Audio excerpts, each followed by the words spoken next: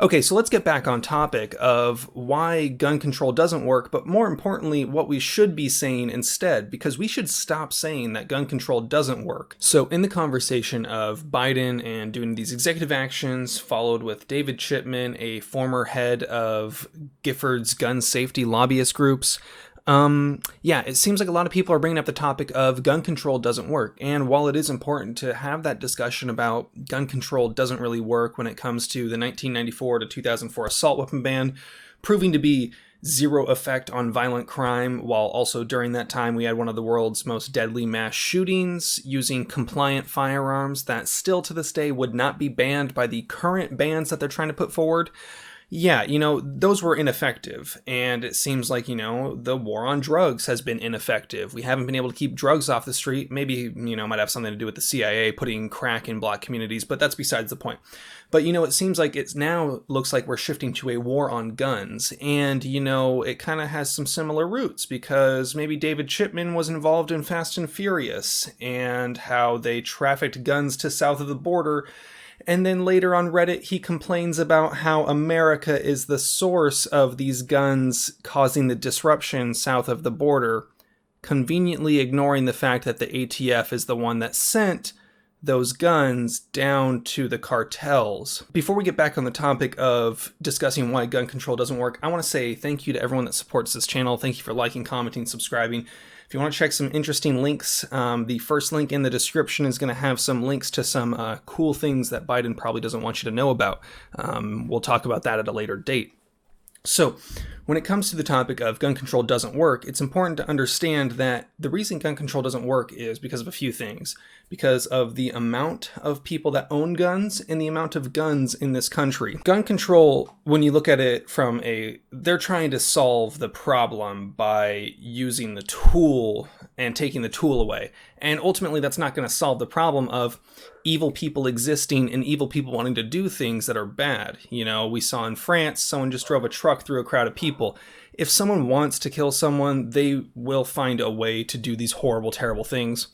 But disarming the populace is not going to stop that. We've seen in Myanmar right now that the people are now fighting a corrupt government that's been overrun by the military with slingshots and homemade firearms. I'm sure the people there would really rather have some real guns to fight the government. I'm sure they'd rather not have an oppressive government, but that's what government is. Government is always going to creep in the necessary direction that allows them to have more power over what you do. But so on the topic of how do we change the conversation, we need to stop saying that gun control doesn't work and start focusing on how we can make sure that gun control can't work and ensure that gun control won't work. And how do we do that? Well, the simplest way is for you, the person watching this video, what I want you to do, find a friend who maybe lives by themselves, find a friend who doesn't own a gun currently, maybe it's a single mother, someone like that. Find someone who doesn't fit in necessarily the exact checkbox of what people think of when they think of a gun owner, because they're wrong when they think of that. But find someone outside that typical old white dude. Find someone and take them to the range. Get them interested in guns. Teach them about gun safety. Maybe convince them to get a firearm. If you have one laying around, ask them if they'd be interested in purchasing it from you. Educate them on the laws. Get more people interested in guns. Get more people buying guns. This past year with 2020 has been probably the best year for guns ever. I think it's pretty much impossible to disagree with that. When it comes to gun ownership and the gun industry, it's probably been the most profitable year they've ever had and maybe ever will have, except this year might be looking like we might beat those records, but we'll see. So in addition to just arming more people and getting more guns into people's hands, I think we need to start looking at what can we do to subvert these gun control measures that might already exist. Well, 3D printing is really neat.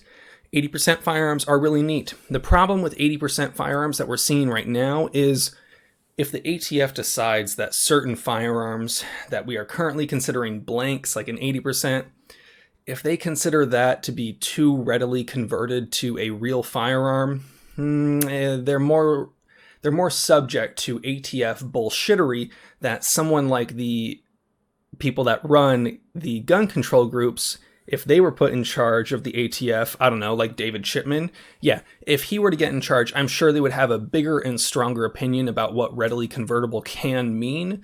So for me, I think 80% are a great option, and I think that you should probably stock up on those right now. If you check the first link down in the description, I will have, that will take you to a different website, which will have some links, and you're going to want to check some of those out maybe.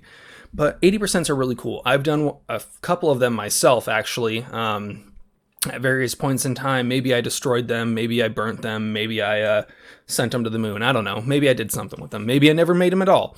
But so I've got some 80%, maybe. I've got one that I registered with the California Department of Justice that I'm going to be doing a video on discussing the process of how to do that as a pistol. It's kind of a whole topic. If you're interested in that, let me know. But 80% are neat, but ultimately I think they're going to be more likely to be affected by legislation because it starts with a product that you have to buy that is directly intended to later be converted or just used as a paperweight, but it's a little bit more purpose-built. Whereas 3D printing technology, I think with the way it is right now, 3D printers have excelled dramatically. If you're not aware of the surge of technology and the massive changes and evolutions that there are right now, let me just list off a few things that you can currently print right now without any sort of background check and have the non-regulated parts shipped to your door. You can 3D print standard capacity magazines, AR-15 lowers, Glock frames, CZ Scorpion frames, receivers, grips, all that stuff except for the barrel and bolt for the most part.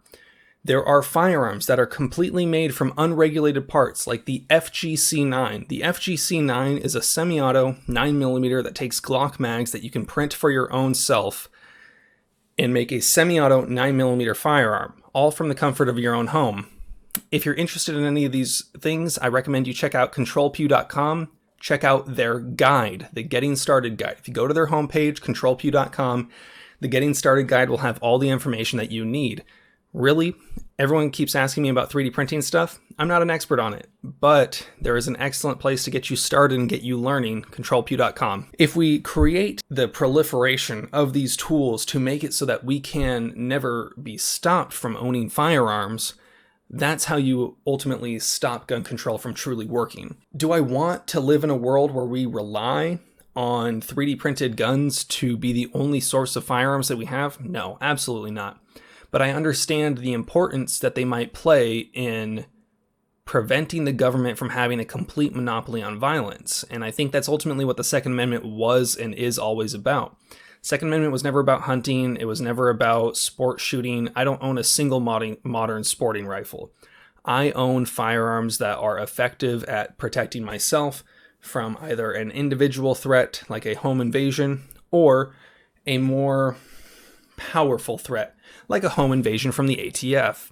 So at this point, I don't want to live in a world that we rely entirely on 3D printed technology to print our firearms, but I think the technology is really getting there and it's really proving to be effective. I think that every single day, it's getting a little bit closer and closer to becoming more and more widespread. And I think you cannot stop the signal. You cannot put the genie back in the bottle. You cannot close Pandora's box. We are at a point where guns will not go anywhere. There's something like 20 million AR-15 and AK style firearms in the United States. 20 million. There is zero chance that they get all 20 million of those firearms. And that's assuming that they're accurately accounting for all the firearms that have been built from 80%ers. Think about how many people, some of you might know, that have built a 80% AR-15.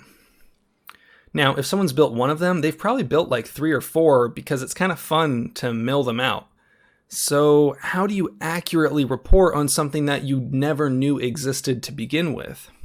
I don't know. You tell me.